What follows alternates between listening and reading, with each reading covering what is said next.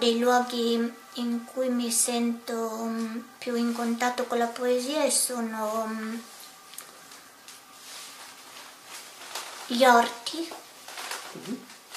L'orto è un posto che proprio mi porta in risonanza col lavoro poetico.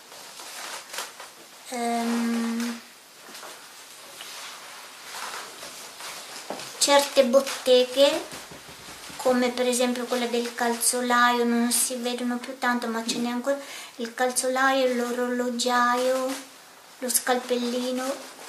Quelle mi ricordano un'altra parte del lavoro poetico, che è appunto scalpellare, cucire, mettere a punto i meccanismi della lingua. E mi piacciono i giardini, gli alberi, e mi piace stare a casa mia senza far niente al mattino, non rispondere al telefono, non parlare. Allora può darsi che la poesia arrivi.